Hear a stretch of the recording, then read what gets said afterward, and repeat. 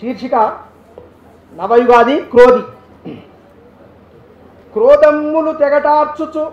క్రోధమ్ములు తెగటార్చుచు మాధుర్యపు జీవనమ్ము మనకందించన్. క్రోధియుగాదిగా వచ్చెను బాధలు తొలగించి పేర్మి భాగ్యం వసగన్.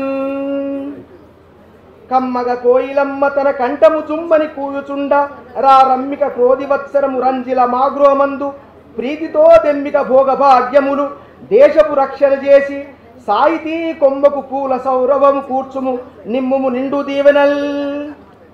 అత్తరు పూల వాసనల ఎండము చిందగ క్రాంతి శాంతితో చిత్తములందు బాధలను చింతలు వంతలు తీర్చి ప్రేమతో విత్తము గూర్చి రైతులకు వేడ్కగా పంటలు పండి ఇంపుగన్ క్రొత్తవి ఆశలన్నిటికీ క్రోధియుగాదిగా వచ్చి తీర్చవే.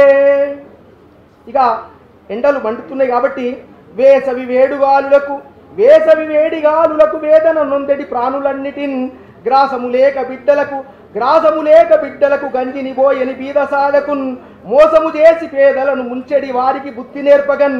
శ్రీ సతి రూపమై భువికి చింతలు తీర్చగ క్రోధి రాగదే. ఇక ఉగాది అంటే పచ్చడి కాబట్టి పచ్చడి యొక్క ప్రాశస్త్యాన్ని కారము బెంచునాకలిని కట్టడి చేయును క్రొవ్వు హెచ్చడిన్. నేరుగా వేపపూత దిన నిక్కము మేలగు కంటి చూపు ఏ తీరుగా బెల్లముందిన దీరు అజీర్తియు దగ్గుబాధయున్ పారగ చింతపుల్పు సరిపైద్యము వాతము జీర్ణశక్తికిన్ హారము మానవాళికిని ఔషధమెన్నగ పచ్చడేసుమా.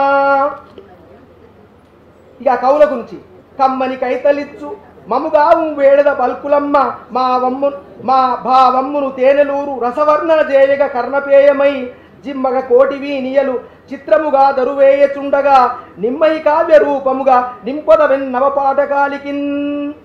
మోసము చేయు వారలకు ముప్పు ఘటించుము గర్వమంచుచున్ కాసుల కోసమే వివిధ కారణములు వివరించు వారలన్.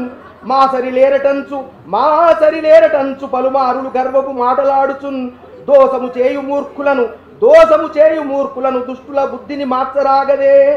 క్రొత్త వత్సరంబు కోర్కెలు తీర్చగా బ్రతుకు పుస్తకంబు బరువు కాదు కాలము విలువెరిగి కదలటి వారికి అందమైన ప్రగతి అందుతుంది. ఇక మా కవుల గురించి చిన్న విన్నపం. కవులకు దీర్ఘాయుషువై అవిరలముగా భోగ్యభాగ మందగదేయన్ భవితను తీర్చగరాగదే సవినయముగా చేతు క్రోధి సాహితి ప్రణతుల్.